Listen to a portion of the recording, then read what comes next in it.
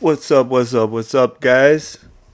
You know what they say. There is no better time to draft on DK than Friday and Saturday nights. Because it gets fun, it gets wild, and it makes for some good drafts. We're going to do something a little different tonight. I know there's a couple guys who are going to possibly watch this tonight that's from a Dynasty League and from some regular Yahoo leagues and stuff like that. I kind of been talking with them in the group chats and stuff, and they're kind of getting that best ball itch that the rest of us have. So I'm not going to go too long because I know most of us in here are sickos like me, and we know this stuff like the back of our hand. But I just wanted to talk about contest selection a little bit, some of my favorites, why they're my favorites, and all that good stuff. We'll talk briefly at the end about the two big boys from Underdog and DraftKings. They're pretty much the same as far as the payouts. There's little differences. One of them that I like to do a lot on DraftKings, it's a 5 entry max. It's this $10 chain mover. Last year I think it was like $8. I've already maxed my 5 out for this one, but it's almost full. Whenever they fill up, generally DraftKings will just put a new one out. And one reason I like it, it's half the price of the big one. And it's got that 2 of 12 in the second round. So it does give you, one extra out if you're just matched up in a pod where the team goes nuts. You can still get to round 3 on it. It's only 20,000 up top, but it's only costing you $10 to play it. 27-person final, so if you make it to the finals, you're gonna make $500 going home with that. So another one that I like, they have a bunch of different like single entry ones that they do. What I've noticed with DraftKings is the really cheap ones to me that are single entry, like this $5 one, just as far as like what the payout is and stuff, I don't really like, or like this $9 button hook. Let me go look at it real quick. If it's the one I'm thinking of, I don't generally play in this. Okay, so like one reason why it's $9, you still got to make the 1 of 12, 1 of 12.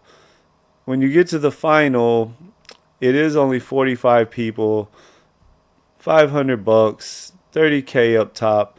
But to me, if I'm gonna play in one that's $9 like that, and it's only got the 1 of 12 and 1 of 3, I'd rather it honestly be a little bit more than that right there, 30K up top, because it's hard to make it there, even with that size. So at least that way, if you make it there, you got a realistic chance of winning some real life changing money. I'm not saying $30,000 isn't nothing. It obviously is, but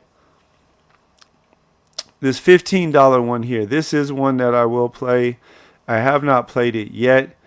The reason I like this one is because it's a little more up top. You're only spending what, 6 more bucks, but it's a little more of the min payout too. You only got 18 people in the final. So yes, while it's 1 of 12, while it's another 1 of 12, round 4, 18 people. They had one similar to this last year. I actually made the final in this one, but my team sucked, and I think I went home in like 9th or 10th place. Still for a pretty decent payday. I don't really normally talk about it or anything like that just because, it's not the big boy. Like, I do talk about I made 2 years ago the final and the big DK one, but littler ones, I don't really think you should brag or anything about those. That's pretty much most of the contest other than the big one. They do have the $3 one. That's which one we're going to do first tonight, kind of like we've been doing all week. We'll do the $3 one first, then we'll probably hop in the $20 one. What's up, Mark? I see you in here. Hey, Steve, thanks for the sub. I noticed you subbed today. I see you in a lot of the other streams and stuff too, man. Glad to have you. We do DK here most nights, Monday through Friday. Sundays, we do Eliminators live. Just trying to do a little bit different than what the norm is out there. The $3 one is basically like the $20 one. You're going to have to get out a 1 of 12, 1 of 12. has a nice payday. I want to say it's like 100K up top, 150K up top, 100 to second, 75 to third. So if you make the finals, it is bigger. 688 people. You're only making 150 min cash for your $3. But hey, if you get a team in there and you get them hot, you can win some real money. Most of y'all that watch streams in May are diehard Underdog people. So I'm not going to talk too long on them because y'all probably already know them just as well, if not better than me.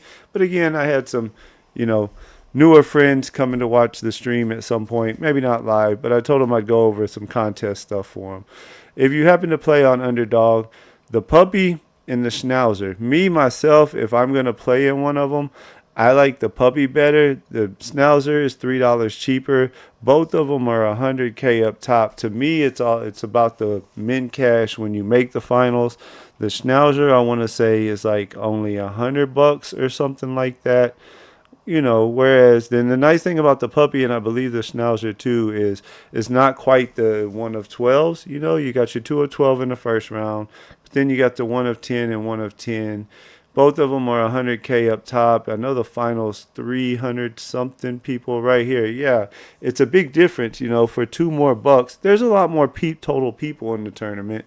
But for $2 more, if you make it through to the finals, both of them are set up the same way. I think some people get hung up on, oh, that contest has 200 more thousand people that I'm trying to get through. But if you look at it, like, you're not really playing against all of those people technically, because like the schnauzer and the puppy, both finals are about 300 something people. Both of the rounds are set up the same, whereas your pod 2 of 12, 1 of 10, and then 1 of 10. So you're really not playing against everyone. So for me, it's always about what do I get when I make the finals. For $2 extra each draft, I'd rather have that $750 payout, versus the $100 I think is the schnauzers. I'm not going to go over all of the different, types of contests. That'll just take us too long. I will briefly touch on the eliminator because, that sucker has me so excited. We're going to start this Sunday night. We're going to start streaming these. It has 200K to first place.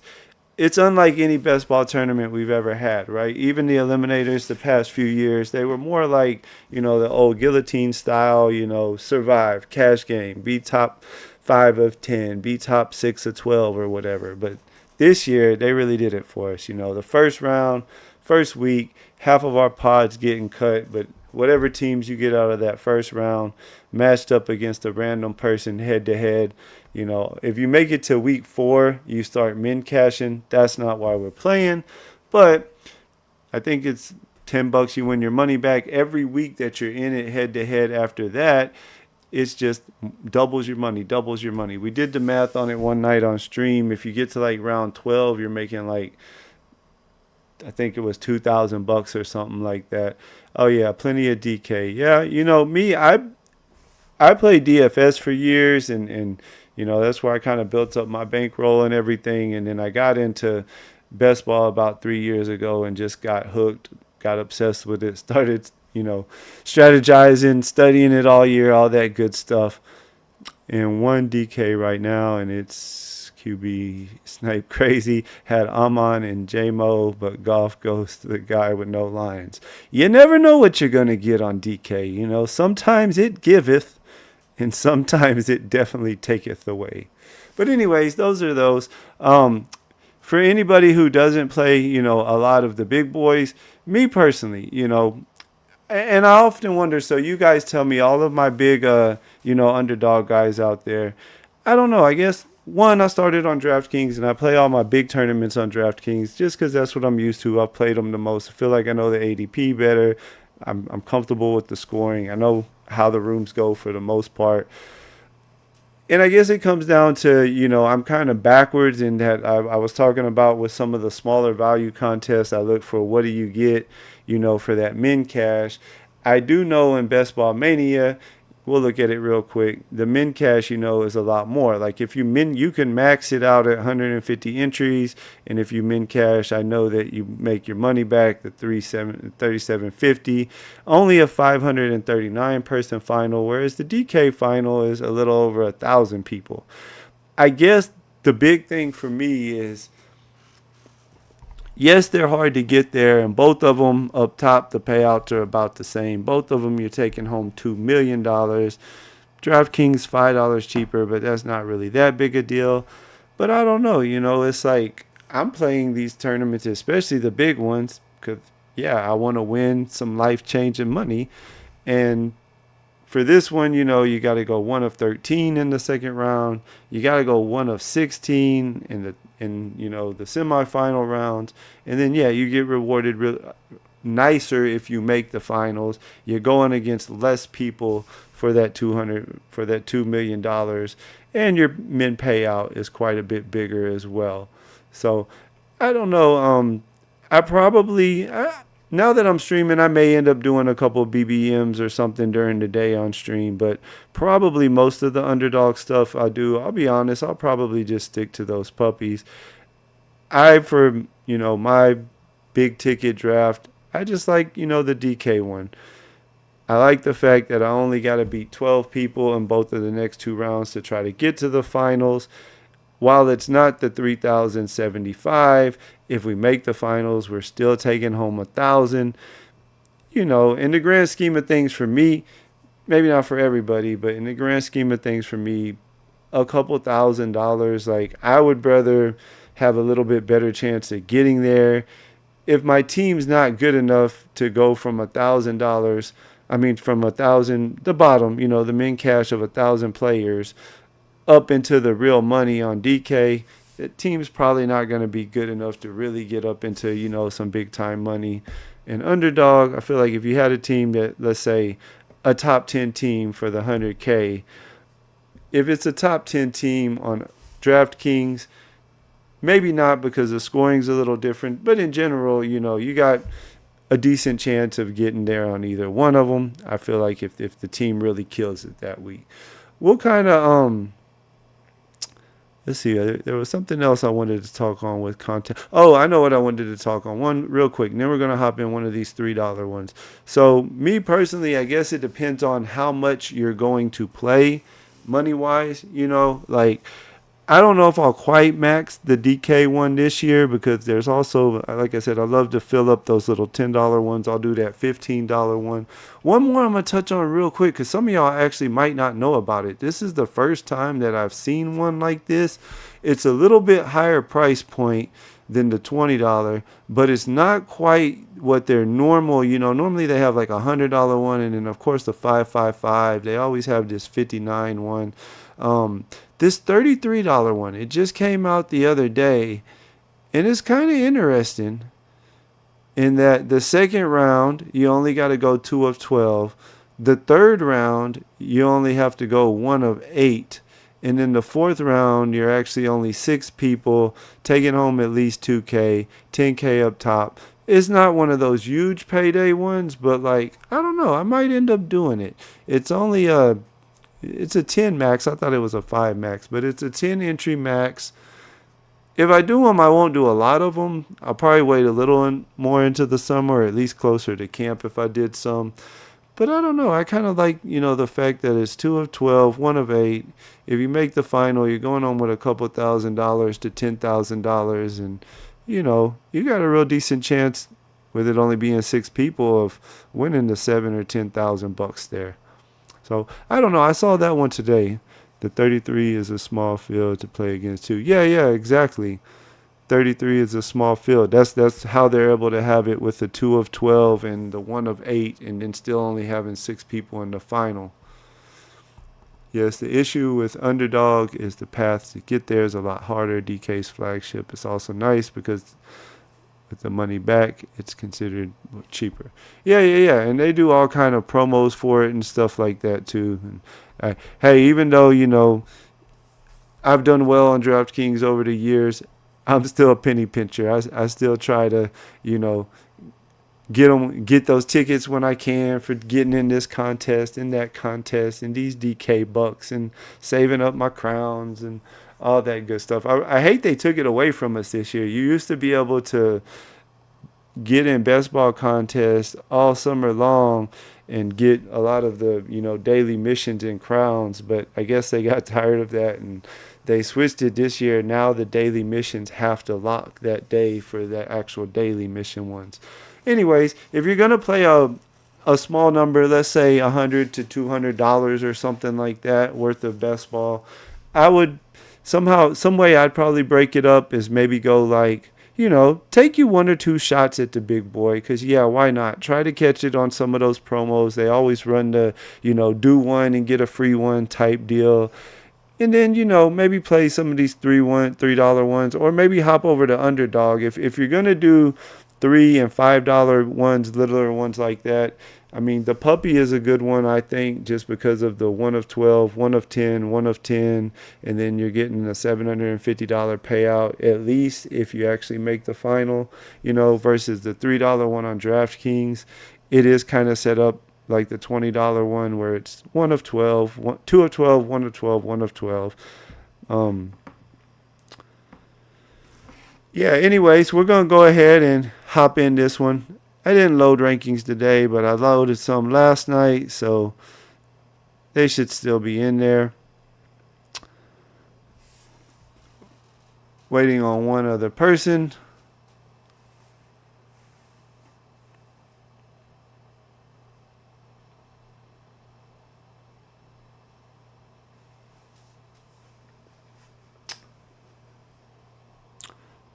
So, people ask me about my rankings, and I don't know, maybe one day down the road, let's hop in the board real quick and see who all we got here. Don't recognize any faces in this one. If anybody's hanging around, we already got an auto drafter right off the bat. What do you know? So what I do for rankings this year, at least what I'm going with, is I purchased Liam's Beat Best Ball site. I don't know, I've shouted him out before. He's one of my favorite guys just to listen, talk ball. Dude really knows his stuff when it comes to best ball, and he seems to be a little different thinker than some of the consensus out there sometimes. But hey, I mean, it is what it is. The guy's won 3 different pretty decent sized tournaments, including a BBM. So I feel like it's worth, even though he's, like more expensive than say ETRs. I want to see how he's ranking players. That's the only 2 I'm going with right this second. Is I kind of have his. I have ETRs.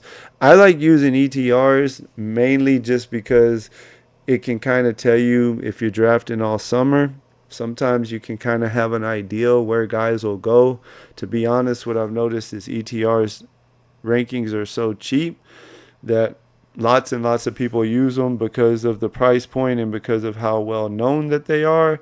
And what tends to happen, I've noticed, is if ETR is, let's say, kind of off on a guy, either direction, if they're really high on a guy or if they're really low on a guy, it's not going to happen instantly, but over the course of a few weeks, you'll see it kind of slowly, drift one way or another. So I'm not saying I always agree with them, but the way I like to use it sometimes is if I am higher on a guy than ETR is, but ETR has them ranked worse than what their ADP is, generally I'll kind of hold off on that guy because more than likely over the course of weeks, months into best ball, they're going to tend to kind of drift without any, different news or anything, or ETR drastically changing their ranks.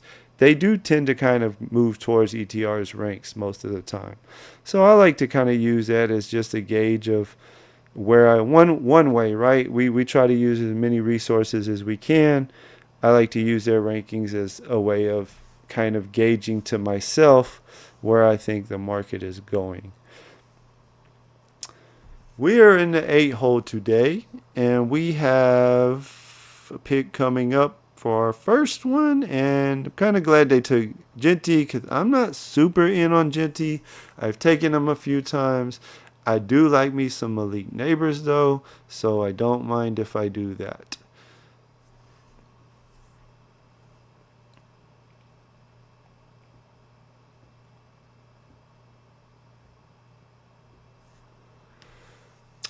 I last year I did purchase Matt Harmon's reception perception. I don't know. It's good stuff, but nothing against it. I haven't purchased it this year. I didn't renew my subscription.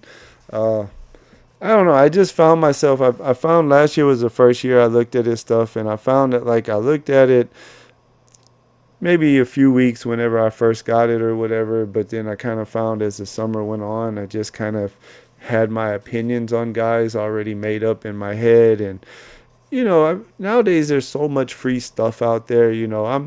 I'm blessed with a nice life. I mean, I'm a dad. I got 3 kids.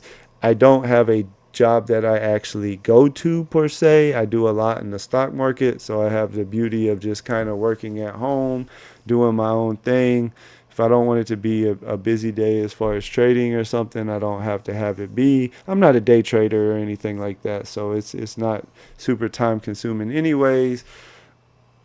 But I listen to best ball stuff all day. Basically, from sometime in April when the pre-draft stuff starts. I listen to a lot of the big guys out there. Oh, hold on. We are on the clock. I am just a talking away here and almost missed our pick. We'll switch over real quick. I'm not going to do the Bowers thing. I'm going to go A-Chan. I've been talking about it on stream. That is one of, yes, I will stack some week 17 games. I know the Giants play the Raiders. Don't have them all memorized, but I know that one. I'm staying away right now from a couple of them. I feel like the Neighbors Bowers thing is going to be so overdone. And I just don't like Bowers' price. I don't like taking a tight end there, even if it is Bowers. Bowers is falling kind of far. We talked about that the other night, too. That's when I will take Bowers. If I have like this 4, 5, 6 spot, Jefferson, Robinson, Gibbs, and Bowers falls to me there, that is where I like to take him because I feel like, all right, tight ends, no matter how good they are, they're not going to consistently always produce like receivers. If Bowers does even close to what he did last year, he's one of the closest, other than maybe Kelsey in his prime. But still, for a second round pick, there's so many just 16, 15. He does have the 30-point spike weeks. Don't get me wrong. There's a 6 there. You know, some will say, well, that was his rookie year and this year can be better. But also they now have a all-world talent running back in Genty, who they're going to be trying to get the ball a lot to, versus Zeus and whoever else was their running back last year. I don't even remember their other running backs other than the 20th round Hope. Yes, I drafted him some Lauby from last year who never did anything for us. Um, so I don't know. I don't want Bowers. If I'm going to have a Bowers team, I don't want him right in here as an early second round pick with all of the other guys who are going right there in that second round.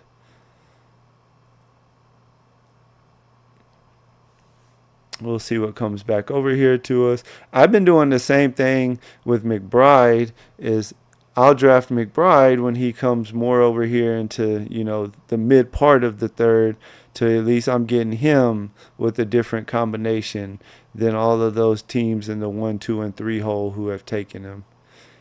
And we like A-Chan. We are not out on A-Chan. I'm not really a big JSN guy. I am a big team stat guy. So I'm going to hope Tyreek keeps his head on right. And we're going to take A-Chan and Tyreek. Hope that as the season goes along, they'll ping pong explosive weeks for us. Some weeks A-Chan will give us the 20-plus pointer. Other weeks he will.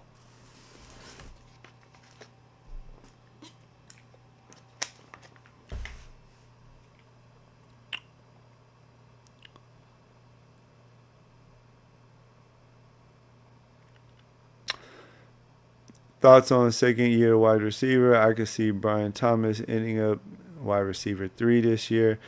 Yeah, I'm super in on Thomas. If you watch some of my stuff, I know I'm a outsider on this one, but I can't get there on Travis Hunter yet. I don't know. I have my doubts about Travis Hunter for where he goes in the draft. he's my size essentially. I mean, the dude's 6'1", 185. I know he's not super tiny. He's not like Tank Dell size, but it's just a lot. I mean, Thomas is gonna be the number one there. What is Hunter gonna do? What is he really gonna do as far as like is he really going to learn as much of the offensive playbook as a normal rookie who was drafted in that point in the draft and is expected to come in and do big things for the team? And then if so, we're going to grab a Jaden Daniels share here.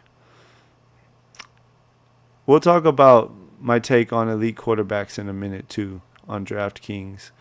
Um, is he going to come in? Is he going to take the, full workload that a normal stud top 10 pick at wide receiver would take and still be able to handle trying to absorb, even if it's just a little bit of the playbook, right? Like they have to teach him a package at least on defense because you can't really, unless they're really just going to use him in very critical situations on defense to where he really only needs to know, hey, I'm guarding that man, or they're only going to put him in on man D. Teams are smart. They'll catch on to that, and they'll know, hey, if Travis Hunter's in the game on defense, they're running man. So, he's a young kid, right? He's so young, and I don't think everybody's really taking everything into account with him that, like, it's going to be so much on that kid's plate mentally.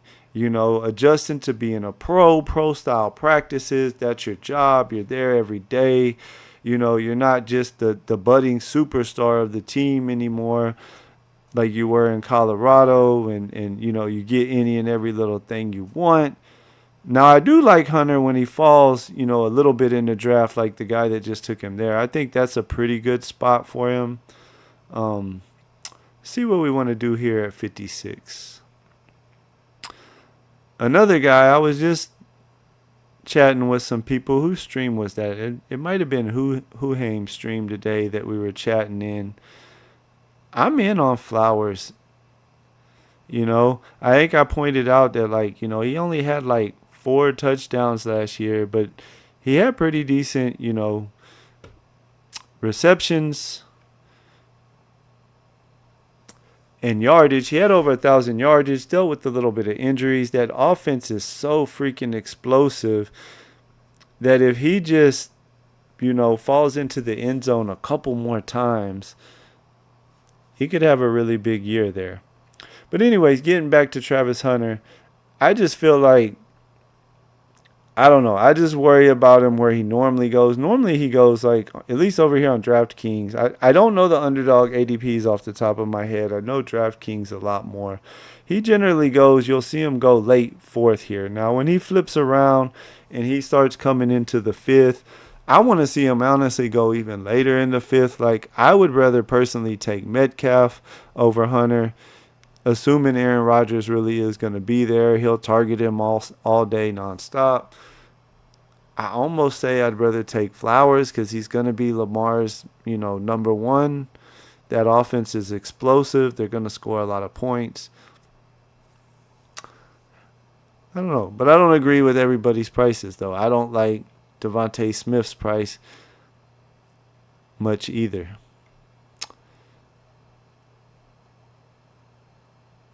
All right, let's see what we want to do here. If I didn't have Jaden, this would be an easy Kenneth Walker pick, or maybe even Pickens. What do we got? We got one running back, Achane, Neighbors, Hill, Flowers. You know what? I'm not going to force it. I don't like Debo. I'm worried that Debo is never going to be the really good pick Debo that he used to be, even right here where we're at in the 6th round. I do like Walker. We had a breakdown on Walker at the beginning of one of our videos or one of our streams. So I'm going to pass on the stack. I'm going to pass on that particular stack for now. I do love team stacks, but worst case, if I get totally pushed out, I got something late in the draft I can throw on there. Give me 1 second here, guys. Sorry. Uh,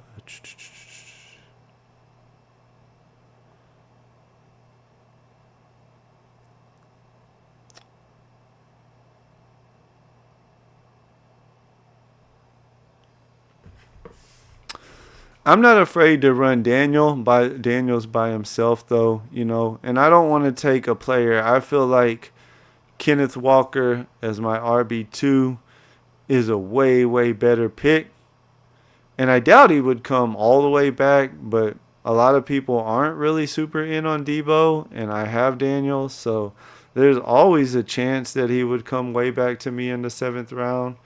Oh, sorry about that. Now, if he comes back to me in the 7th round, I would then definitely stack him. Lamar mid-3rd, mid-5th makes for some nice squads. Yeah, for sure.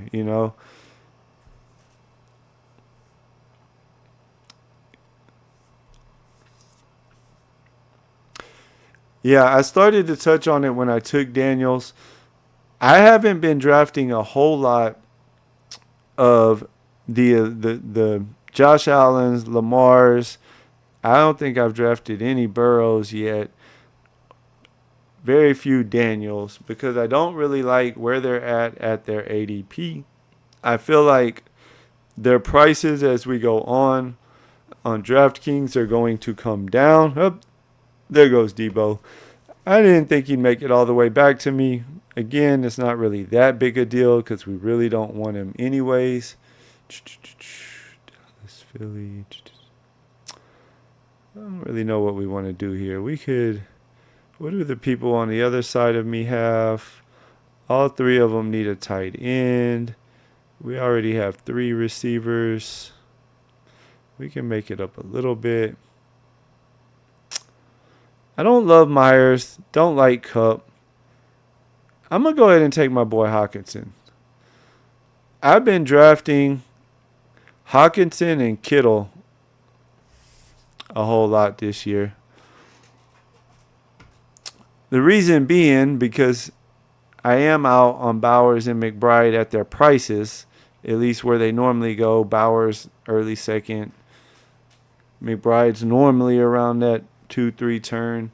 So for me, the way I've been building a lot of my teams is I feel like way more so than the guys later in the draft, Kittle and Hawkinson are guys who, when we're talking about a one-game slate, especially, weeks 15 or week 16 or week 17, San Francisco's averaging or their implied total for the playoff weeks is like the 4th highest.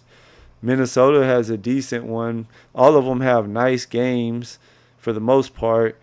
And I feel like Kittle and Hawkinson are guys who can give me close to maybe tie or maybe even get more points on talking a single game slate than Bowers or McBride. And if that's the case, when you start looking at the 2v2, got Hawkinson in the 7th round. So my 7th round tight end and my 2nd round wide receiver, or in this case, Achane, my 2nd round running back, versus a Bowers and whatever receiver or running back they got in the 7th round. I kind of like that combination. Now, see, this is what I like to do, and I'm getting him on a really nice discount. I'm going to take Jacoby Myers, not because I love Jacoby Myers. I think Jacoby Myers is good. I can't get on the best bandwagon that some of y'all are on because I do think Jacoby Myers is still good. And I'd much rather play it this way, could in a one-game situation Jacoby Myers have a better game than Bowers? Yeah, of course. He's a receiver. Bowers is a tight end. I mean, Jacoby Myers had some nice games last year. 17 points. Didn't count for us, but 30 points in Week 18. 25 points in Week 12. 21 points. 21 points. They got to upgrade at quarterback. Say what you want about Geno. He's better than anything that they had there last year. So that's how I kind of like to play the neighbors thing is find something else maybe I get to week 15 or 16, or in this case, it'd have to be week 17, but maybe I get to that 1,000-person final, and maybe Neighbors helped carry me there. And Bowers was good, but not blowing it up. But yeah, okay, of the 1,000 teams, maybe there's 80 of them that have Bowers, but there's only going to probably be a couple of them that have Neighbors, paired with Myers. So if Myers outperforms Bowers in that game, we're looking pretty good, I think. I got Hawkinson to go up against Bowers in that situation. We just need Myers to then also be a better player that particular game, and it kind of gives us a big leg up on the field. At least that's how I look at things. I try to look at things, a little differently, I guess. Again, I'm more so just trying to stay away from those super chalky stacks. I'm not doing that one. I'm not doing when I have the one hole, I try to stay away from not JSN, from Marvin Harrison, and I try to stay away from McBride. I'm not really stacking Chase with Burrow. I'm more so just playing Chase as my one-off awesome player, and then trying to build other team stacks and stuff to go with him. We're liking this team, though. We're liking how it turned out. We got some nice receiver depth. We got us a tight end we feel good about. We got 2 running backs that we feel pretty dang good about. That both are guys that we've been really on. What are we in? The 9th round. For too long, we might start doing that. I'm going to go Higgins. I haven't been getting a lot of him, but I'm kind of waiting to see when camp gets going. But I think he's going to be playing out in 2 wide receiver sets a lot. The Texans have you talk about nice situation as far as the playoffs. I kind of worry, are they going to get pushed in games? Because I think their defense will be really good this year. But they play in 3 dome games, basically, for our playoffs. I mean, they play at home against Arizona. They play at home against Vegas. So that's a little week 16 stack that I wasn't even trying to get. And then they play at the Chargers, which essentially is a dome.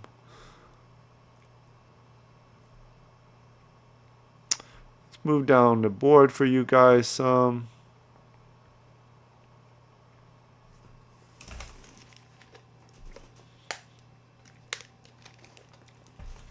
After this $3 draft, I am going to be hopping in one of the Millie Makers, or I guess it's $2 million now, so we got to come up with a new name for it. Hey, we're talking about that on Liam's stream today, and somebody called it the I forget what this. Someone had a cool little name for it, the Double Millie or something like that. Let's see what we want to do here. We took Higgins. I want more CJ. I am a Texans fan. I don't try to draft with my heart though, and I found that I'm not getting to him as much as I probably should. But we do have Jaden, so I don't necessarily want to go out of my way to push a quarterback here. Instead, we're going to take another young receiver that we're kind of high on, because it also, even if we don't end up getting CJ, at least if that game kind of turns into a little shootout in week 17, we got a little mini correlation between Harris and Higgins. The 2 rookie receivers are going at it, right? Stingley has Ladd locked up. Whoever the Chargers' top corner is, I can't think of his name right now. I don't know all the defensive players as good as offensive, of course. What is his name? I can't think of his name. The Chargers have a pretty decent corner. Anyways, he's going to, do a pretty good job on Nico. Stingley's going to lock up Ladd. The 2 rookies are just going to have a shootout with each other. Sounds good. Give me a couple $1 million.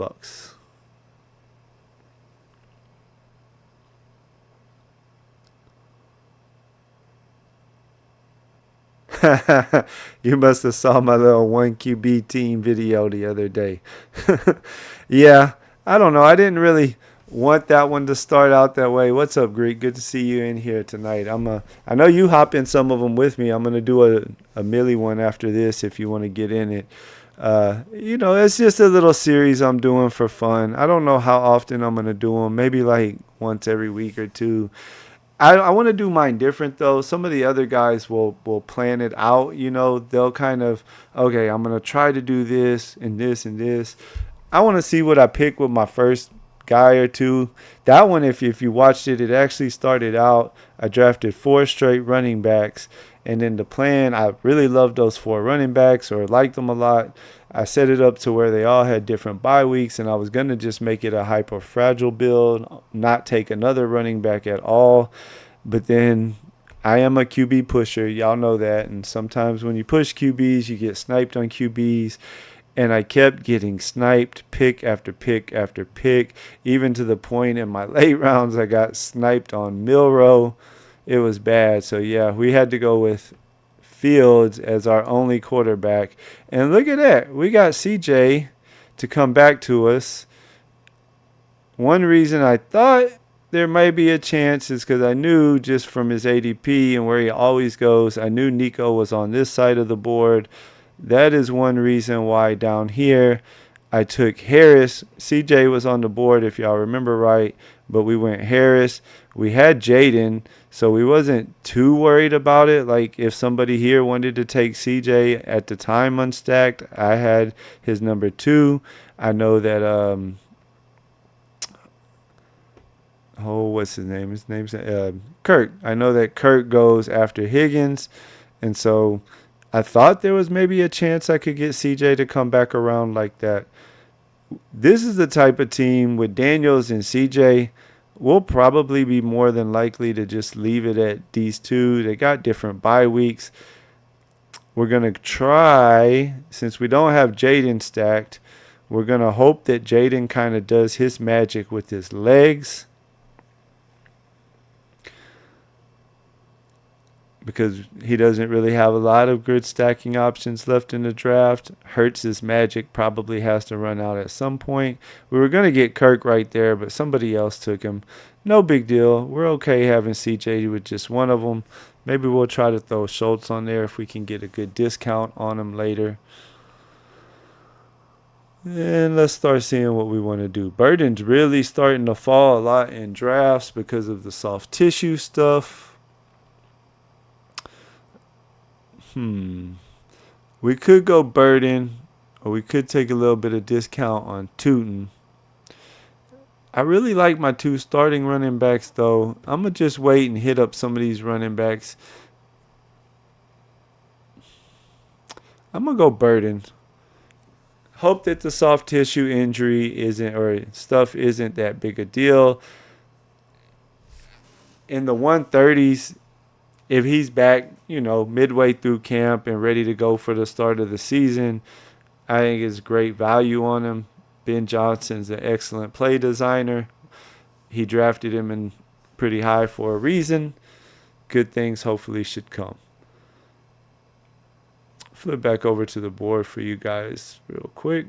We're rocking with 2-2-7-1 right now. Yes, y'all know some of my teams turn out with way worse quarterback rooms than this particular team because I do like to try to push them. Sometimes it doesn't work out, and yeah, those teams are probably going to have a hard time, but then we get drafts like this where we get Jaden at a discount. We're kind of paying attention to what was going on, and so we took Harris here thinking CJ might come back, which he ended up doing. And it worked out. Let's go back up and you guys notice anything crazy going on? I haven't, other than when I was thinking CJ could pass around. I really haven't looked too closely at all the other teams just as far as how they're building. We have a Derrick Henry and then 3 QB build going on over here in the 12 hole. With Williams, Purdy, and Lawrence. With old man Kelsey. Williams at least is stacked with Moore. Purdy's not stacked with anybody. Lawrence is stacked. Okay. Makes some sense.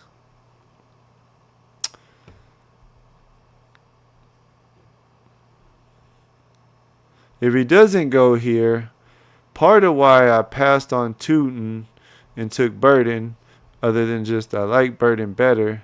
There goes Zach Ertz. We could have had him as an option. I don't know. I've been drafting Bigsby over Tootin myself, not ahead of him, but the fact that we don't really know. I think that ETN is probably going to be the odd man out. You know, there's all that stuff out there about he doesn't like to take contact and, you know, I don't know. They obviously like Tootin. They drafted him.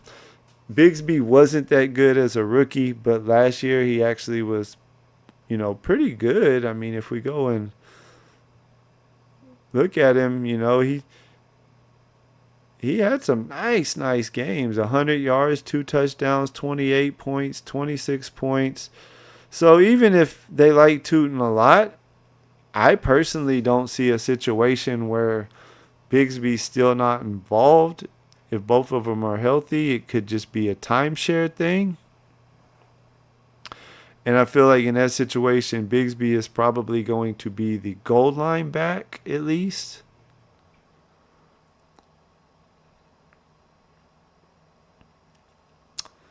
Let's see. Arizona, Buffalo.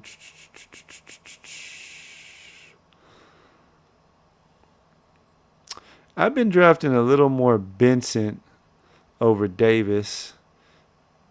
I'm going to go Davis on this one. He's on a better offense.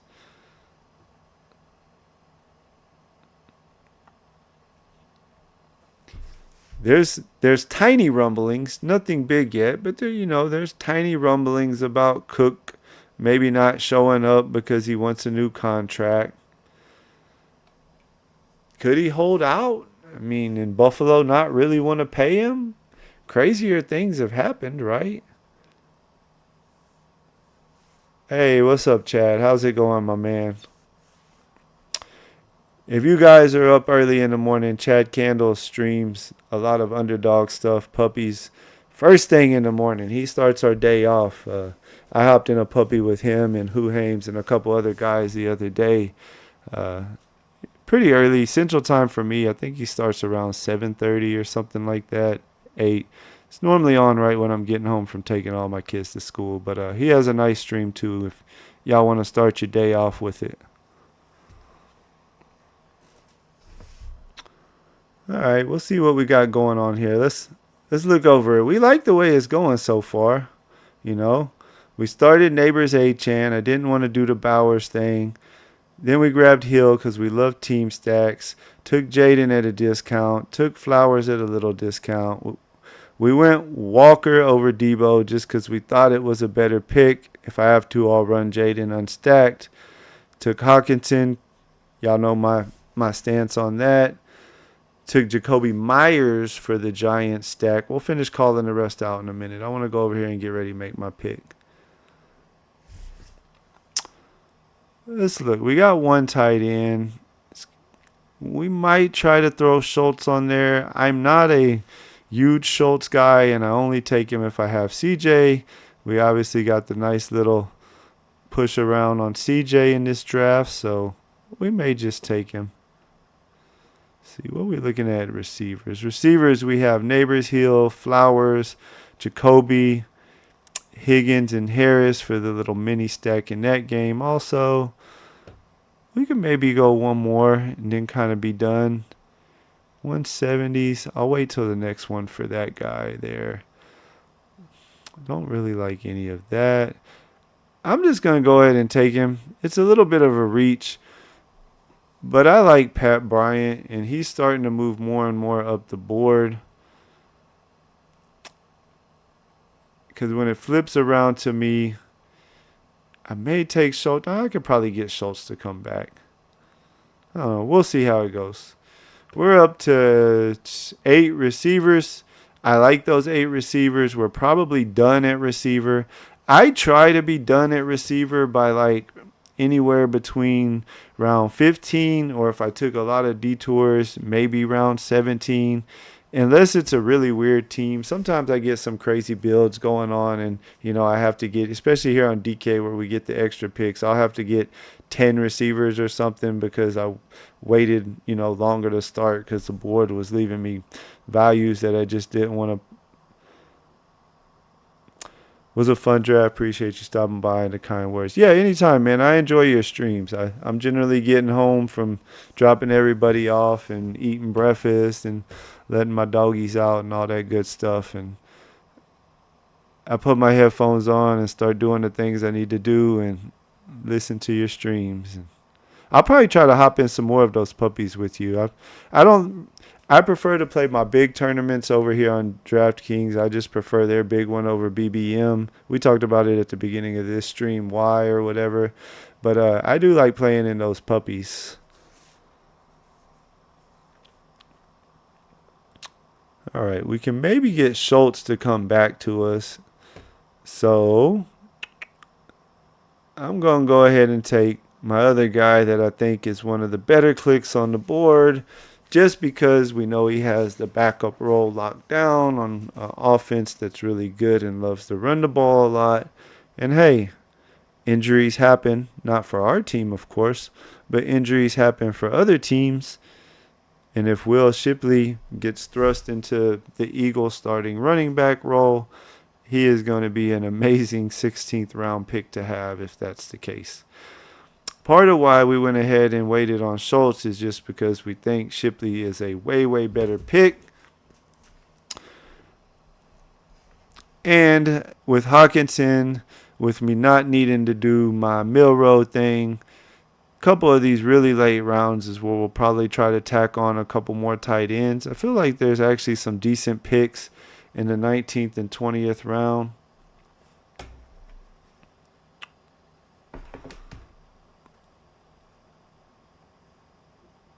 You guys tell me on the Jaden team, are y'all willing to do this again this year? I know we did it last year and it burnt us. But, at some point, Ertz has to not be able to run routes that good and be on the field that much, right? I feel like this could be the year. Last year we were drafting. I didn't draft a whole lot of Sanat last year because I thought his price was just really, really quickly. His price got way higher than I really was comfortable paying for it. But hey, now nobody wants him. He's at the very, very end of drafts. I'm okay running Jaden unstacked if I have to. But, I'll take a flyer on him and throw him on a team like this. Schultz went, which is fine because if we run out of guys that we like, another thing we could do is the Texans have their backup tight end is Stover. And so last year Schultz was not that good. He's not physical, which everything D'Amico preaches is about, swarm. He's big on work ethic, special work ethic with a relentless mindset. That's what swarm stands for. That's his little motto thing or whatever. And so, Stover went to Ohio State with CJ. So there's that kind of connection. I could definitely see, if Schultz doesn't get his stuff together this year, them trying to get him a little more involved.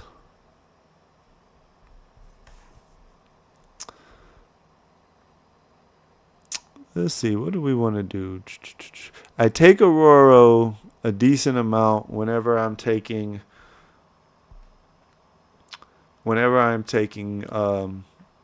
Milrow teams. I take Johnson a decent amount if I got to get Gross at quarterback and I go Shook. So this time we're going to take Ferguson. I think he's an interesting prospect. I don't know how much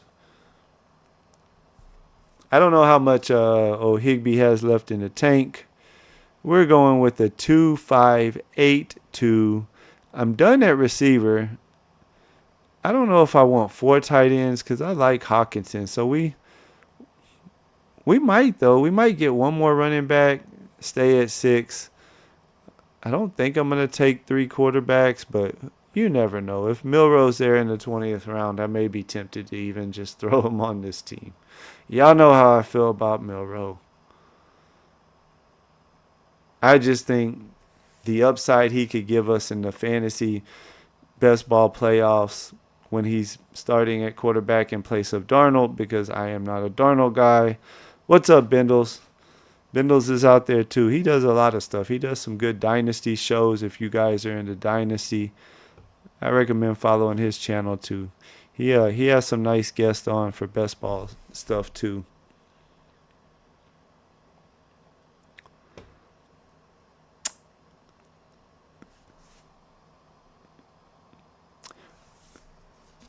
Without looking at my percentages, I told y'all the other night, I'm waiting until June to look at my percentages. I have not looked at all of my exposures for a very specific reason, but I think I kind of have more Giddens if I had to guess than Lloyd, and I do like both of them. So we're going to break it and go with Lloyd here. Just trying to mix them up a little bit. And I think we are going to go 4 tight end team. I don't know. I'm still debating what I want to do.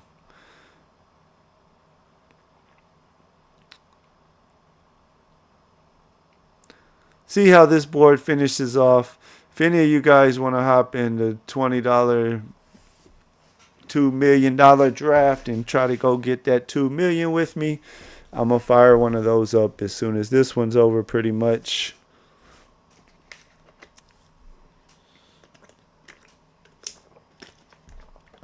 We'll see how this one finishes off.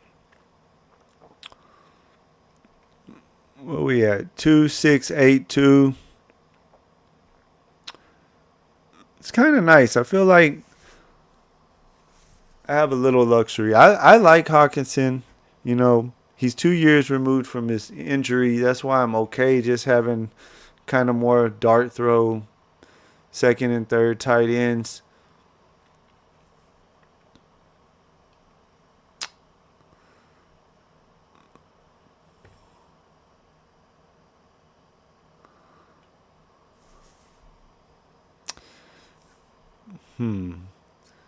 I don't really like any of the tight ends that they left us with. There's the Kate Stover guy I was talking about.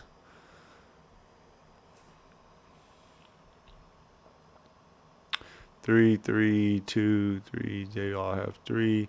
Yeah, we could probably do that. I'm going to go ahead and take Ben Sinnott, however you say his last name.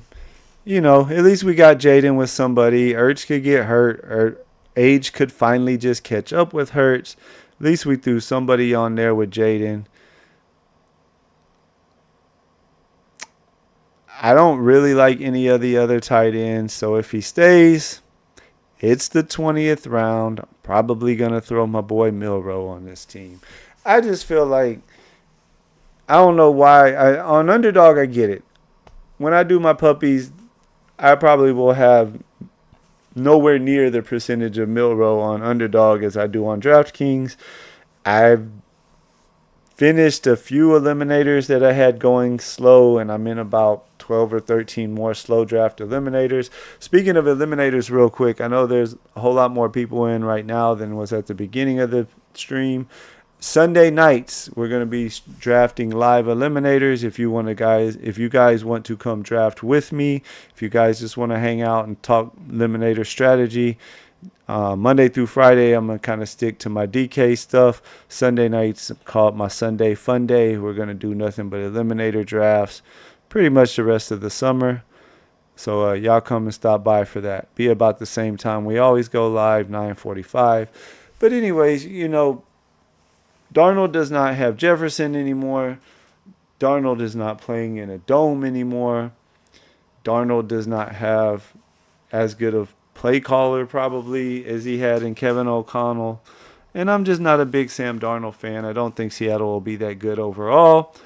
I could see Seattle at some point in the season, definitely before we get to the best ball playoffs, turning it over to Milroe and what he could do as a rusher alone with a little bit of passing in a situation where their team's not really playing for much and he kind of just has the green light to, hey, show us what you can do, kid. You know, I mean, yeah, give me a guy like that in the 19th and 20th round on DK over anybody that we can draft. Let's just look at the board real quick, and then I'll call out my team. I mean, I cannot tell you a guy on this particular draft board in the 19th and 20th round that I has anywhere. I guess maybe Giddens went in 19. Okay, you could say Giddens and Hunter. I like those guys too when I pick them. And those guys definitely, if the starter got hurt, in Hunter's case, we don't know for sure if it'd even be him over Corum. Giddens, I do think his backup job's probably going to be a little more safe. So if JT got hurt, then he's definitely going to be in there. Somebody drafted Tank Dell, and Tank Dell's not even going to play football this year. It's amazing that people on DraftKings hasn't figured that out yet, but it's one reason I like playing on DraftKings. But, you know, the potential that he gives us because he's going to be playing in the playoffs, I just don't want to pass up on it right now, almost any chance I get, because I feel like as soon as camp really gets going, you know, say mid to late June into July, you're going to start seeing, you know, clips of Jalen breaking off a crazy run in practice and actually completing some passes, and the coach is saying really nice things. And I mean, if that's the case, and especially if we start hearing any kind of negative about Darnold whatsoever, or Darnold just not looking good, you know, a few days in a row, I mean, do we really not want to take a guy like that who could be playing when it really matters and we're trying to win $2 million over Russell Wilson, Daniel Jones, Shook, Dart, Aaron Rodgers, even his starter right now, Sam Darnold? You know, if I could see a scenario where if the camp news is really, really good on Milroe and the coaches are pumping him up and you're seeing some highlights, I could see him up here easily in the 15th or 16th round by the end of summer or late July, something like that. Not saying for sure it'll happen, but I could definitely see that happening. So I am trying to load up with as much of him as I can right now. And then when he moves up like that, hey, I'll have pretty big bags, which is part of the reason why I am not looking. I'm going to hop in a $20 draft right now if any of you guys want to get in it. We're going to go for the $2 million. Count it down. 5, 4, 3, 2, 1. I guess I can see up there on my screen when you guys can probably see it. We're going to go ahead and hop in right now, if you can hear it. 9 of 12 is in there. See if we recognize any of the names. Not yet, but we might by the time it fills up.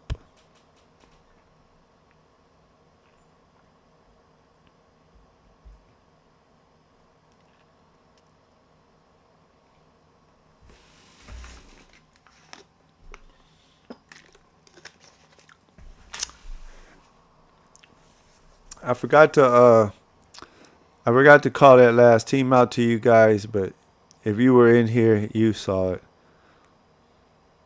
Ho ho ho ho!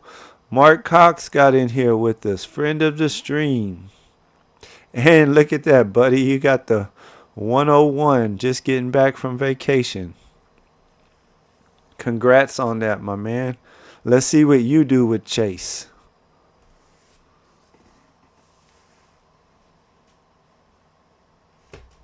Marks 2650, I believe that's our friend of the stream, Greek Freak, also. We got some nice friends and family in here. Anyone else is in it, let me know. I'll give you a shout out on stream also. Yeah, we see you with the 101, Mark.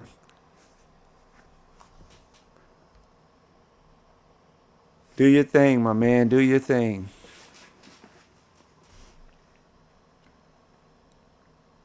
Yeah, I thought that was you, Greek. I always do that. I always hit the wrong button on you guys. Sorry about that. This will be a fun one. You know, both of you guys have kind of been my day ones. I've been in a few drafts with you now, Greek. Mark, you very rarely have missed any of my streams. I appreciate both of you guys. Let's have some fun. I'll try to pay attention to what stacks you're getting and try not to snipe you to show you some love. But don't let them fall too far or I might be tempted.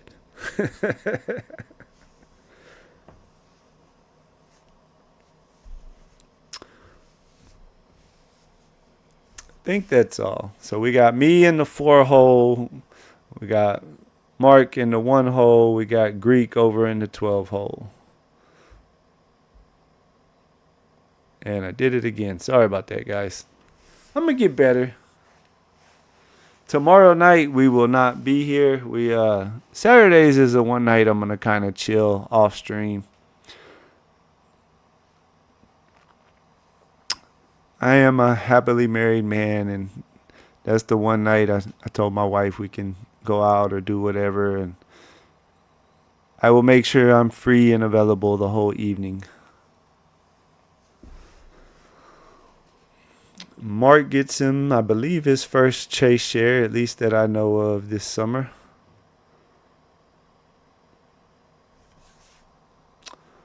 Lamb at the 2 spot. That's interesting. We're going to get a JJ at the 3 spot. Don't mind if I do. I mean the 4 spot. You always get him at the 3 spot. You don't normally get him at the 4 spot. It's almost always Chase, Barkley, Jefferson in some fashion.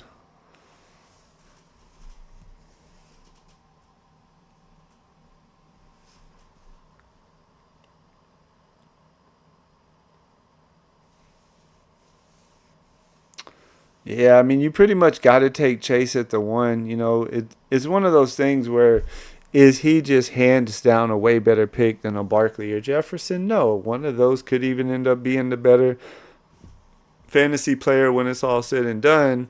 But if you want to, over the course of the summer, there's probably not a lot that can happen to change Chase being the 1. So probably you're going to have to always take him at the 1 if you want to have some Jamar Chase shares. The one thing that maybe could have flipped him and Barkley is if the tush push would have gotten banned the other day, but it did not get banned. Obviously, they didn't get enough votes or whatever, so the tush push will still be pushing. So I think Chase will probably stay though, unless he gets like an injury in camp or something. If he gets hurt, of course that changes things. But if he doesn't get hurt, he'll probably stay there the whole summer. So you'll have to grab him at the 1 if you want some shares.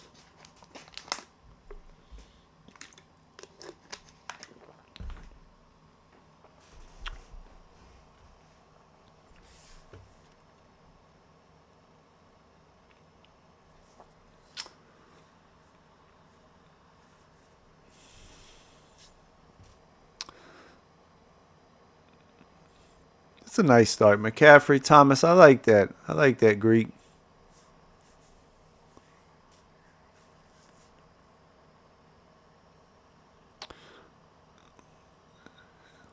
The 11 holes pulling Brown up with Nico. Brown normally doesn't go there. He's normally over here on the back half of the second.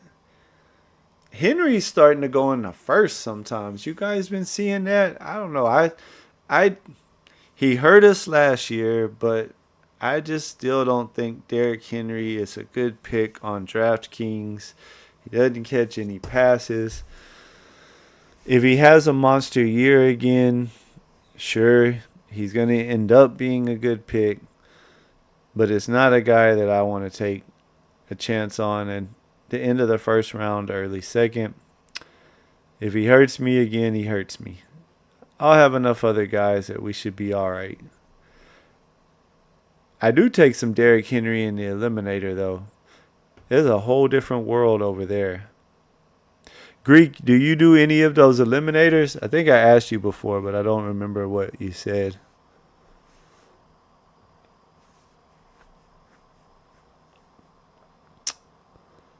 Let's see. Who do we want to put with JJ? Just because I don't have a whole lot of him, I'm going to switch it up a little bit. I'm going to go with Lad. I don't have me any Lad yet. I think I have 1 or 2 shares, but not much. Probably should have more of him. So we're going to go with Lad.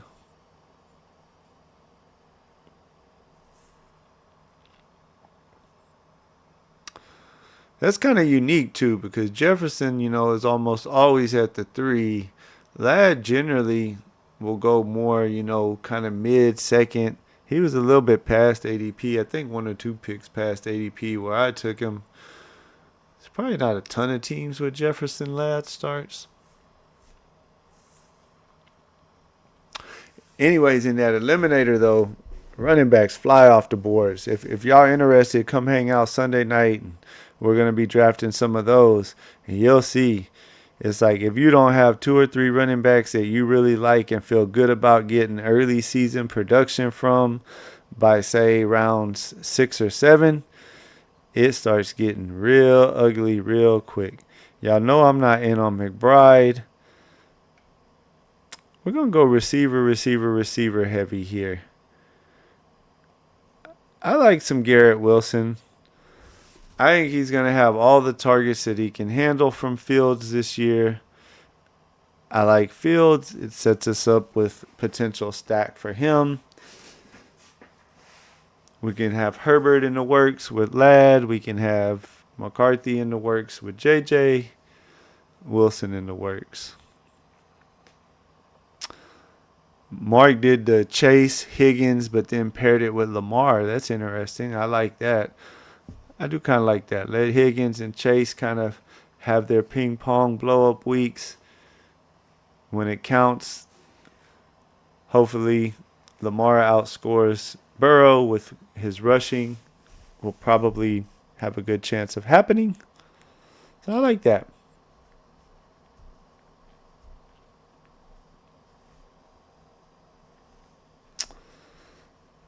What's the turn going to do here?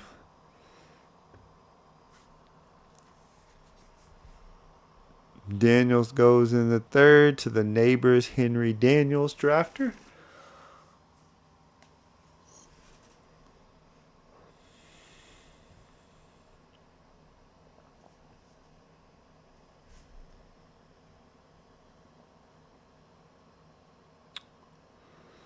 And my man in the 12 hole goes Brees. And Tet. I like me some Tet. I am in on Tet.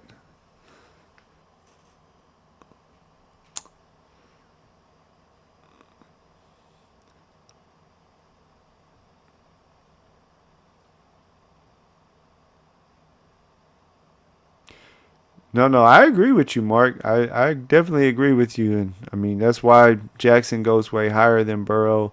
I don't like stacking Chase with Burrow this year because ever since it opened, it's been really, really easy to get. And so, I'm trying to stay away from a lot of the early round chalky stacks, that being one of them. I don't really want Chase with Burrow. I'd rather try to get me like you did a Lamar or a Daniels or, even a Fields later in the draft. Over the course of the season, is Fields going to outscore Burrow? No. But, again, in a 1-game situation in the playoffs, the Jets play Jacksonville, for instance, week 15, and the Bengals play. Let's see who they play. Where are they at? Oh, there it is. The Bengals play Baltimore week 15 of the play. The first round of the playoffs. The Bengals play Baltimore. The Jets play at Jacksonville. I can see a scenario where Burrow gets outscored. I don't have a running back yet on this team, and I'm liking my receivers. And y'all know I'm not a big Hunter guy.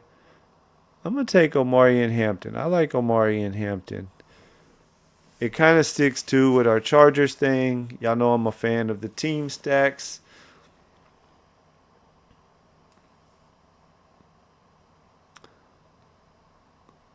So we started JJ, Ladd, Garrett Wilson, and then we threw the Chargers running back on there. The 3 hole said you could have all the Cincy receivers. I'm still going to take Burrow in the 4th round. Doesn't really make a lot of sense, but hey, he can do him.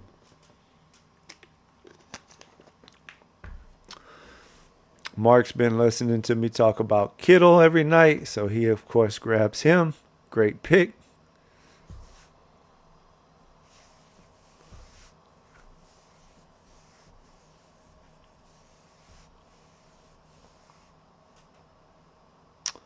Let's see what we want to do next.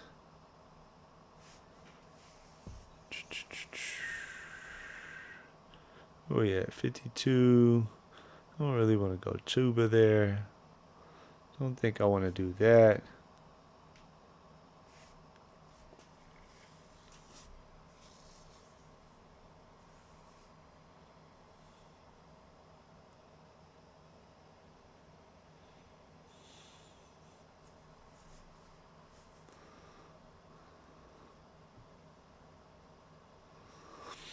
I'm kind of thinking for me, maybe J-Mo. This is kind of getting to the area where I will take a chance on Hunter.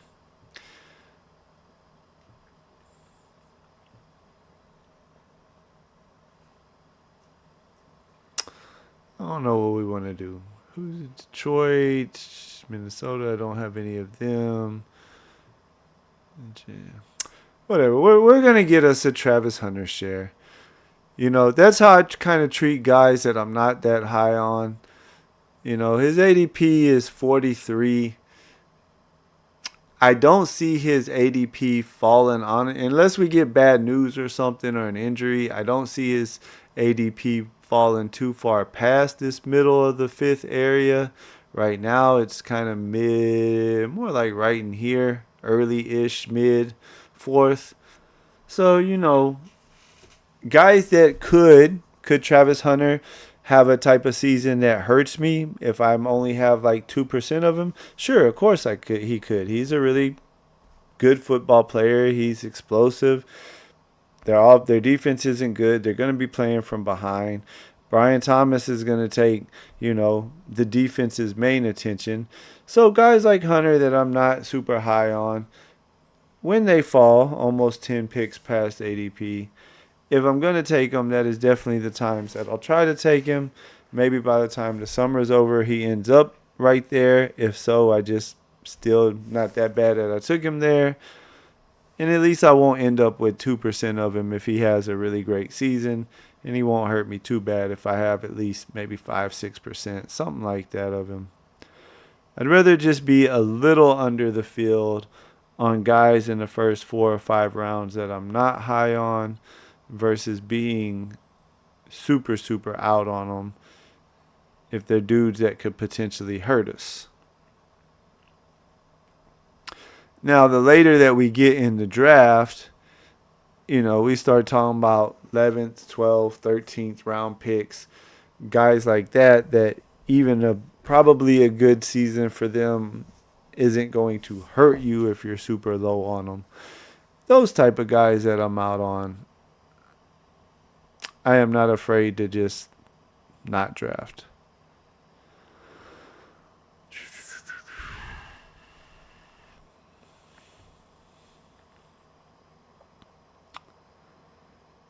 I don't take him as much on DraftKings as I do on Underdog and the Eliminator, but I'm kind of in on the rookie Judkins, so I'm going to take him. Normally in this situation, I would go with Henderson just because he's explosive, but I think I've been talking myself lately into Judkins over Henderson actually, because he's going to be the starter, I feel like. Whereas Henderson, he still has Ramondre in his way. We don't know who the Browns quarterback is. 3 of the guys at least will probably end up starting games at some point. The Browns' only real strategy this year to do anything is going to be play really good defense, run the rock.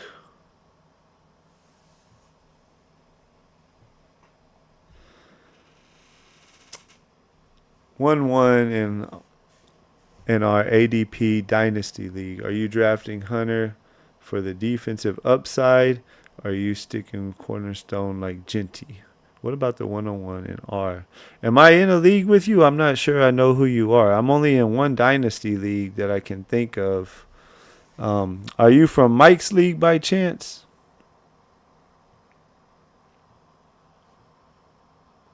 Because I'm not in many Dynasty Leagues anymore. Let's see here. Who do we want to go with? I'm going to go with Rome. I've been hearing some good things come from Ben Johnson's mouth about Rome lately. I think we're going to go with him. Okay. Well, I wish I had the 101 there because Mike's league is only offensive players, though. Anyways, so if I was in a defensive player dynasty league, I would try to wait and see if your draft isn't now, how Yahoo's going to treat it, If they do like the Otani thing where he's listed as both, then you're not really getting that amazingness from him. So I'm in one straight dynasty league that's an offensive only player league, and then I'm in one. I'm not sure if you're one of the guys that's in both of them with me, that XFL league. It's kind of a crazy setup where like you draft guys when they're still in college, and then you own their rights to them still and stuff like that. And if you're in that one, if you remember, I did take a flyer on Hunter in the second round of the draft last year. I drafted him hoping that he would be more of like a defensive guy listed on Yahoo as an, cornerback, and I could play him at defensive back and get those points plus his receiver points. I highly doubt that's what's going to happen. If anything, I think it's going to be like, I don't play baseball, but I know Otani and baseball is kind of like, I think, from my understanding, is there's two Otanis. There's like the pitching version and there's the hitting version. I don't know exactly how it works. If you have one, do you have both? But you can only, play them either at pitcher or outfield or whatever. I don't know. These days, I don't do a whole lot of redraft, and I'm in two, I guess you could call it dynasty-ish leagues. One is a dynasty league. The other one's kind of a little different. And then I'm in one friends and family type league that I run that I've had going for years. Other than that, it's just all about best ball. And by the time our drafts for those dynasty leagues are later in the summer. By the time those drafts run around, I've did so much dang work on these rookies that those drafts just come second nature to me, to be honest. But anyways, thanks for stopping in, though. I know I've been advertising in East West. I think you have the one. Oh, yeah. Okay, I forgot about that league. Yeah, I guess I am in an extra dynasty league because I just joined that last year when Sean needed somebody. No, that one I'm definitely going with Genty in. Again, just because I think that Hunter's going to be kind of listed as both, to where you're not going. It would be amazing if you could play him as a defensive back and still get like the points from him at receiver. It would essentially kind of be like a cheat code. Let's see. Let me make this pick here, and then we'll talk about it some more. What do we got? We got Judkins, Hampton. I'm looking really good at receiver. I don't really love the tight ends in this board.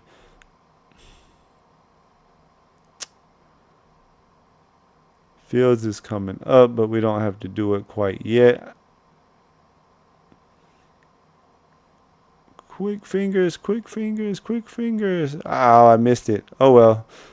That's what I get for talking too much. Hey, I'm new to this streaming thing, right? I like Jaden Reed, though, and I think Jaden Reed is actually a really good value where he's going in the 90s right now. I think he should go more up to the 80s. I didn't really want a receiver there, but I debated too long, and my slow fingers took too long. Oh, well, I could get worse players. Luckily, I didn't have any crappy players for late queued up, so it just took the best player left on the board ADP-wise. We were going to take Warren there, but we missed out on that. I'll get back to the dynasty talk in just a minute. Let me queue up some guys real quick, so if I get to talking again, I don't miss them. I want to kind of go after either Fields, Herbert. Now, since we have Reed, it also opens up Love for us. McCarthy, because we have JJ. So since we have a lot of options at QB coming up, and since I accidentally took the guy that I didn't want, we are probably going to, if he doesn't go right now, we're going to take Jaylen Warren. We could use another running back. We only have two. I believe Jaylen Warren will still be involved. I'm not super high on the rookie that they drafted. I think it'll be kind of a timeshare if both guys are healthy. Warren, I think, still has some juice and will be a usable player.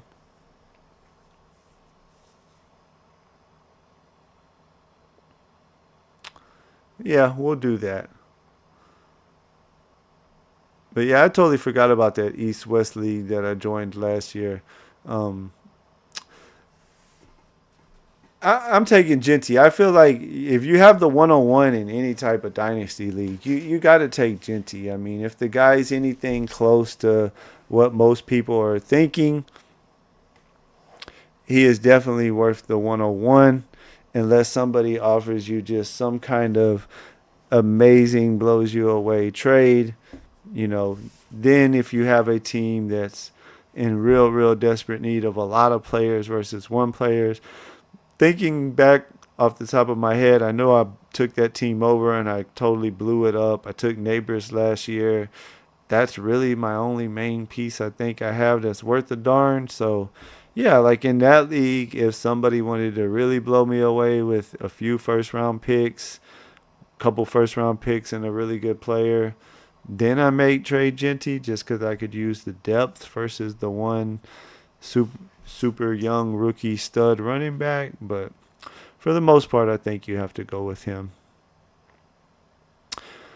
Thanks for stopping by, though, man. I know I've been advertising in some of those. That's part of why I decided to start streaming. I draft best ball all summer already. I'm going to be sitting here at my desk from, sometime in April, May, through the end of the summer when the season starts drafting best ball teams. I love talking ball. I love talking about best ball strategies, all that good stuff.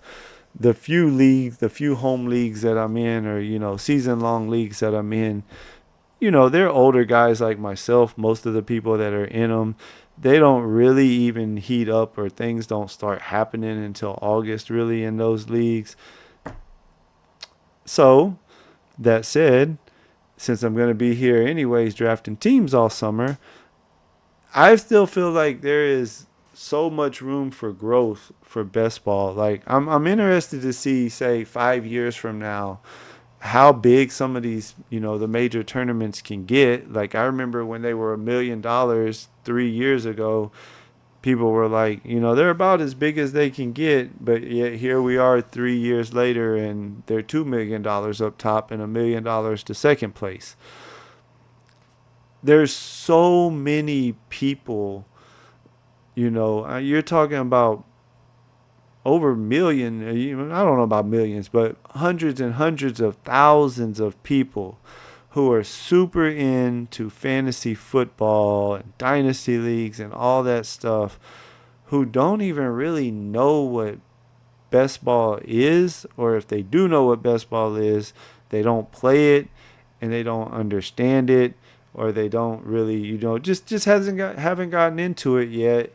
And I do think it's one of those things that, as it gets bigger and bigger, more and more people are talking about it.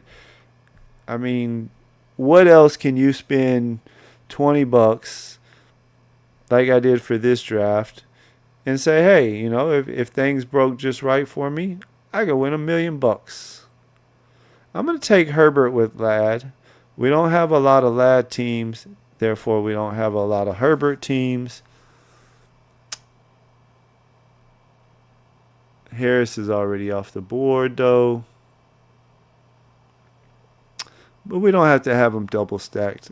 We can just have him with Ladd. Maybe if we need a super dusty receiver in the 19th or 20th round, we can always throw on old Mike Williams is back there now. But yeah, so I was like, you know, I'm going to start a stream. I love talking. That'll be the easy part for me.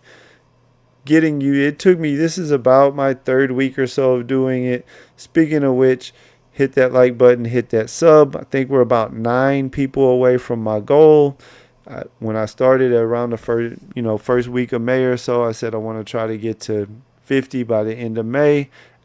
Thanks to you guys' support, I think we are going to smash that. We still have a week-ish left to just pick up a few more subs.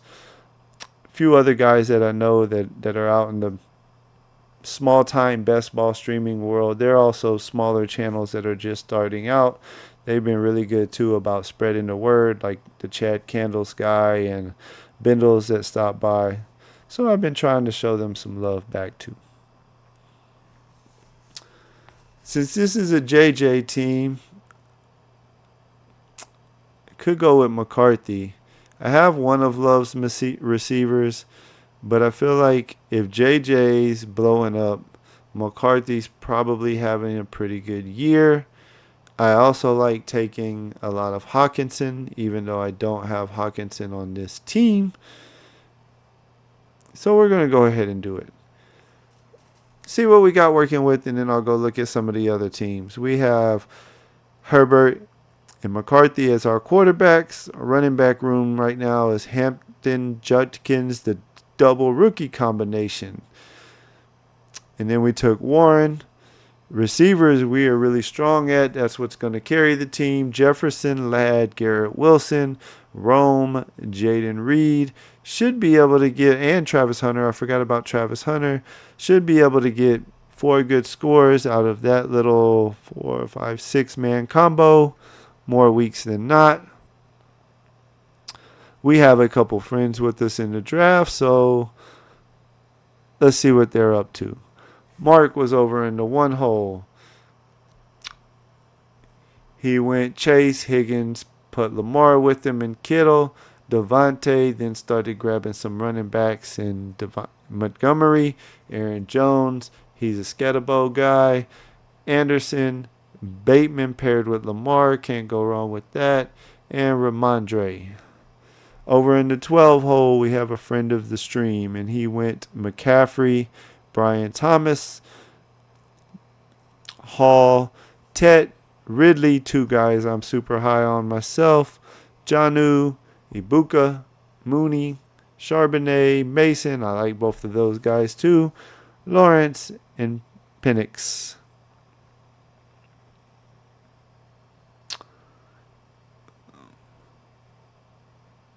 Lawrence with BTJ is nice. Penix with Mooney. Nothing wrong with that, my friend. Nothing wrong with that. Mark's waiting until the later rounds to get his QB2 since he's got Lamar. That's a smart move, too. I like to try to do that, too. If I do get a Lamar or an Allen, I almost for sure keep it at 2 QBs and just get me somebody somewhat reliable. If you're taking a quarterback that early in the draft, you kind of need them to produce for you all year. I think we're going to hop back to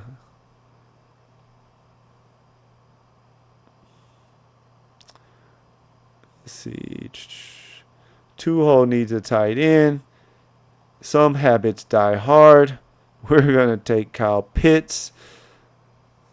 I can't stop drafting Kyle Pitts. I'm not over on Kyle Pitts this year. I'm not like making him a target, but especially on teams where I could use some tight end firepower, I don't mind taking him in this range, hoping that he can give me some usable weeks. Then there's some other guys a little bit later who I can try to pair with him to kind of balance out the tight end room. Probably try to grab me a running back here in a minute. If we have to stay at 2 quarterbacks with McCarthy and Herbert, we will do it. B-Hacked, if you're still around, I don't know if you're into best ball a lot or not. If you ever want to chat more about it, man, hit me up on the little Yahoo app or whatever. I love talking ball. If you missed the very first part of this video, if you want to go back and watch it, I kind of talked about the differences in some of the best ball contests, if they are interesting to you. Kind of, just my recommendations, how much you pay versus what the advance rate is versus what the top prize is, all that good stuff.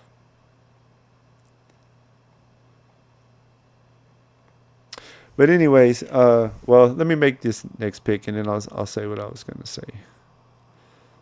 Let's see. What did Mark do over here in the corner? You got to watch him. He can be sneaky sometimes. I like Rashid.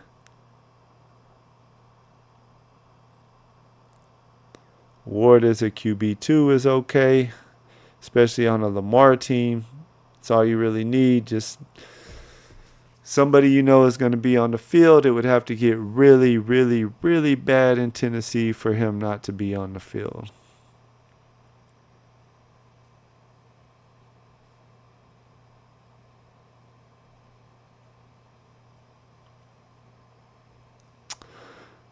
That's why we went with Pitts with the last pick, because I thought I could get either Bigsby or Eckler to come back to me at this pick. We'll take one of them for another running back. Just trying to piece together our running back room. Hopefully the rookies do their thing for me. If they start off a little slow, Warren and Bigsby, at least I feel like, will be involved in their offenses right away from the start of the year. So should be able to get some production. But, what I love about best ball is, yes, like take this tournament. There is 800-something thousand people in this tournament, but we're not playing all 800,000 people, right? There's 12 people in this draft room, and anybody who's played fantasy football for years, you should already be pretty well versed to drafting and stuff. You've been doing it for years. There's a little different strategies and stuff, that are optimal, and different things that are good to learn about, best ways to construct best ball teams and stuff like that. Again, if you want to reach out, if you don't know about best ball, we can chat about it. But weeks 1 through 14 of the regular season, we're not competing with 800-something thousand people. The way I look at it, I'm competing with these other 11 people. At the end of week 14, we just have to be the top 2 cumulative score out of these 11, not the whole 800-something thousand. And then it's hard. I'm not saying it's easy. It can happen to just anybody. 2 years ago was the first year that I played a pretty decent sized volume of best ball, not anywhere near what I do nowadays. But I want to say I had about 80 total teams that year, and about 40 of them were teams in the big tournament.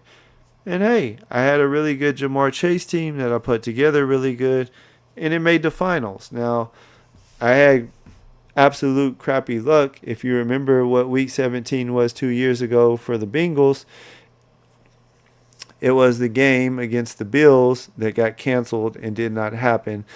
I don't forget it. I also had Dawson Knox on that team, which Dawson Knox doesn't do a whole lot.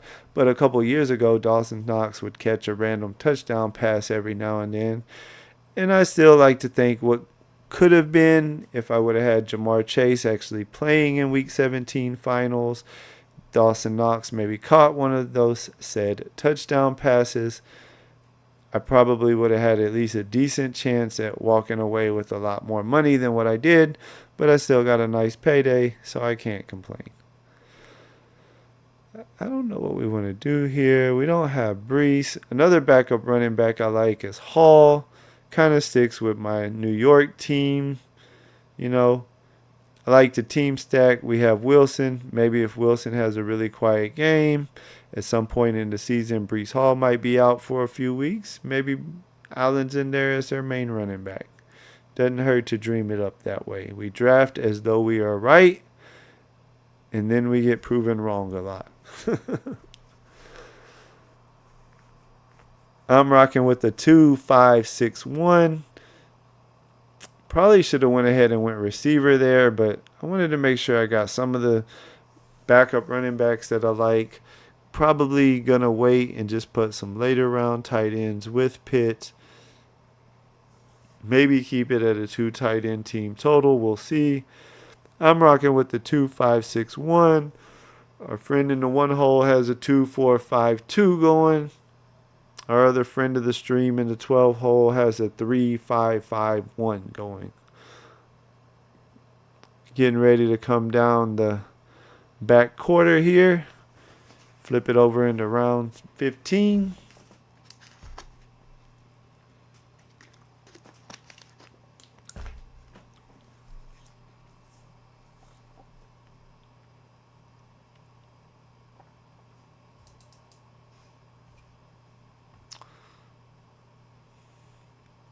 Leggett's a good pick there. I like him.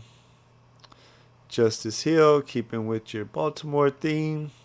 Nothing wrong with that.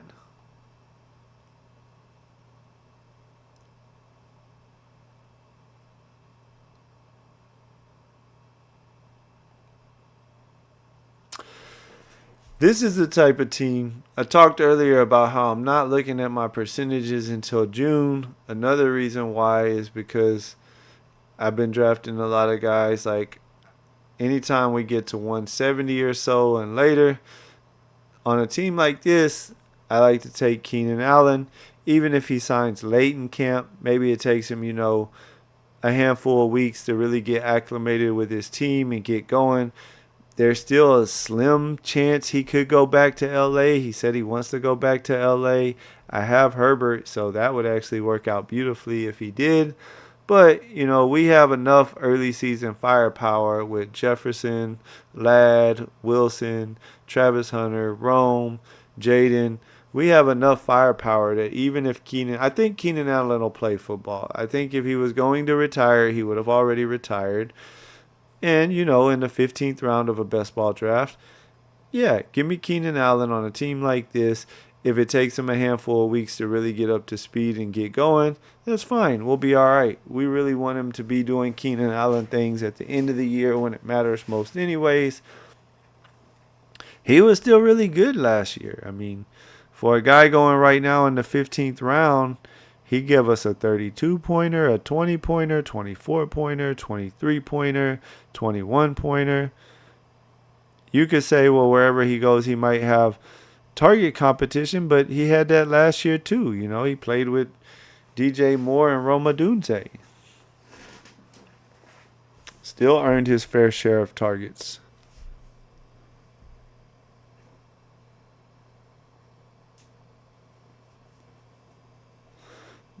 Twelve hole ended up getting Bryce to pair with. I remember he drafted Tet. Benson's one of those backup running backs I like in this area. Chig and Yosivas. I haven't been drafting a lot of the Bengals' third wide receiver this year because I'm waiting until camp myself. I don't know if it's going to be him. Or remember there's the Burton guy that they drafted last year who is kind of crazy and has some off-field issues and stuff like that. But he's was supposed to be a pretty dang good prospect and stuff. So I think there is a chance. And probably going to go Shipley here. Don't love any of the receivers. Shipley's another one of those running backs that, again, in best ball for his role. Sign me up. In May, I will not stop drafting until they move up the board or until I look at my percentages in June finally and say, whoa, I need to slow down on them. But on a team like this, I'm going to keep drafting the Braylon Allens and Shipleys of the world. If we look at my running back room, we have Hampton, we have Judkins, 2 rookies. They might start off slow. If they do, they'll still be starter. Judkins will be the starter for his team. Hampton, if he's not technically the starter, will be in a timeshare, and he's more explosive and probably better than Najee. But then we also took Warren and Bigsby because we think they'll be on the field for their teams early in the season, so they can also give us some production.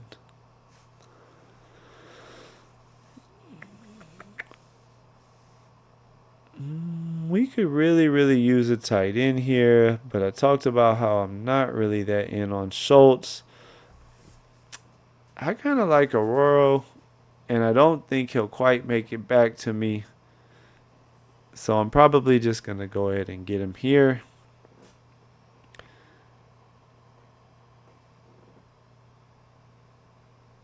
We may end up doing like a 4 tight end team or something with this one. I don't know. We'll see. I don't think I've drafted a 4 tight end team yet this year. I generally take my first tight end before Kyle Pitts, though. I generally like to try to get, y'all know, either a Kittle or Hawkinson. If I miss out on them, I generally like to try to get an Andrews.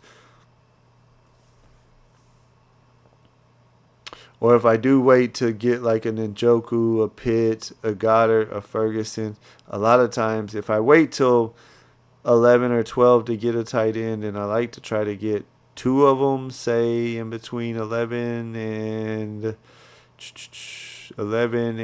right here 13 with like Likely and Ferguson. At least with the 2 they can kind of ping pong, but it didn't work out that way. And with us having Pitts, who is going to give us a lot of not that usable weeks, we're just hoping with him that he gives us a couple really good weeks. And Aurora might not even be the main tight end to start the year. That's more of like a late season play. So if we're going to take 4 tight ends, this would definitely be the type of team to do it. We could get the extra pick by just sticking with Herbert and McCarthy, or we could stick with 7 receivers. I think we're pretty good at receiver between. We have Jefferson, Ladd, Wilson, Hunter, Odunze, Reed, and then Keenan Allen. We could definitely just stick with that and be okay. We'll see how it works out. Well, we have 6 running backs. Probably can be good at running back if we needed to also. We have options. I don't really like any of the receivers anyways.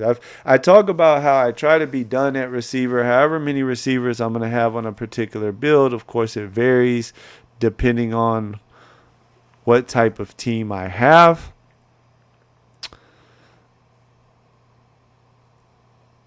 But I try to be done the best I can by round 17 because 18, 19, and 20 with receiver, to me, that's the hardest position to get a usable player right now in this draft landscape, at least from 17 on.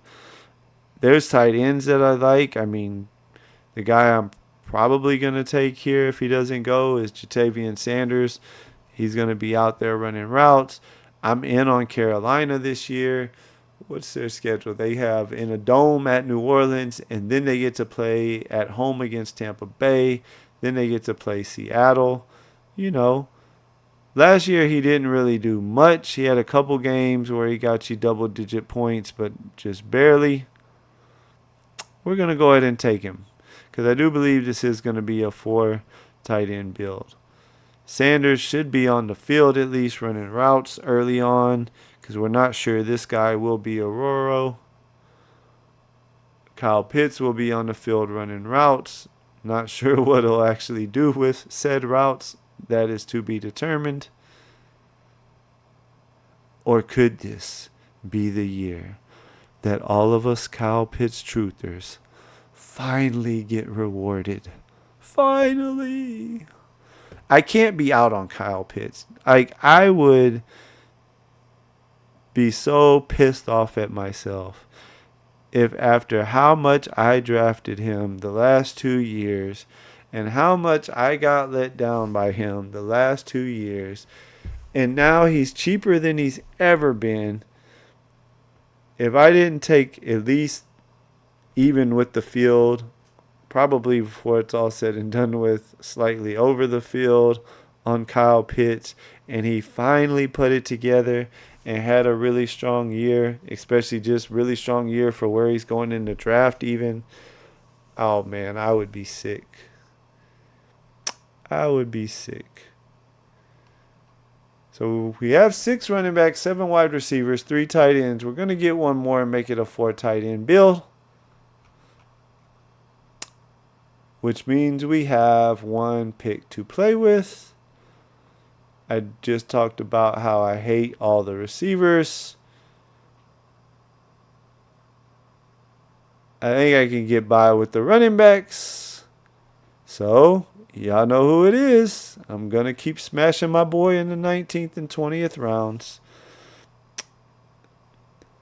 I kind of was thinking I might do that. It's partly why I took Aurora as one of the tight ends. We'll see what tight end comes back to us in the 20th round. Then we'll call out the teams and we'll call it a night.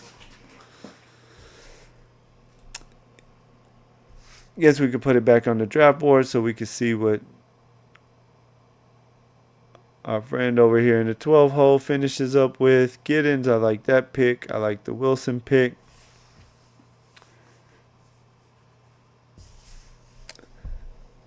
You guys come by Sunday night. We're going to do something different like I've been talking about.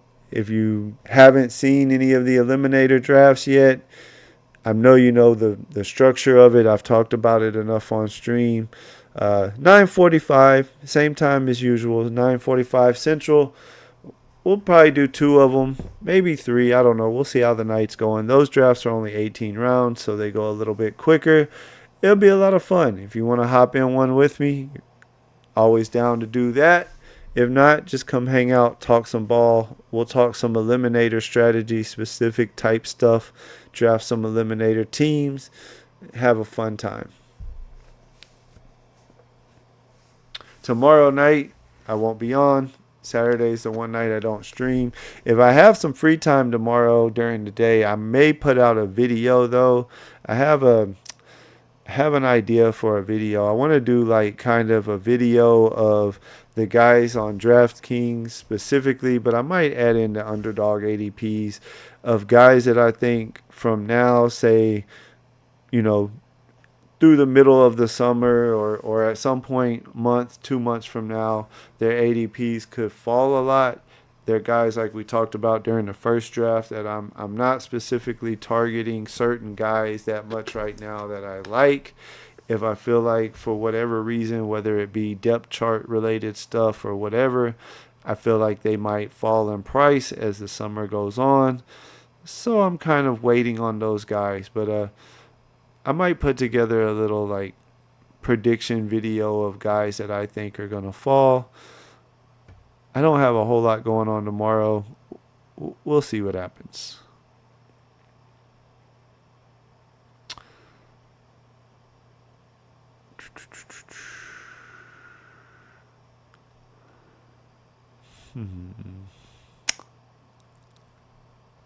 Not quite back to us yet. We could just lock up the Seattle tight end room. Fan had a pretty good year. Or he has a few games here and there. I like the rookie. That would be unique. Noah Gray, I mean, if they really don't run Kelsey as much, or if Kelsey's hurt, Noah Gray would definitely probably be out there running some routes, or they have so many good receivers there now, though, too. They could just go receiver. You know what? Since it's 4 tight ends, I'm going to do this. I'm going to take Noah Fant. The reason being because it's late in the draft, and with him or Arroyo, I did not really invest high draft capital at all.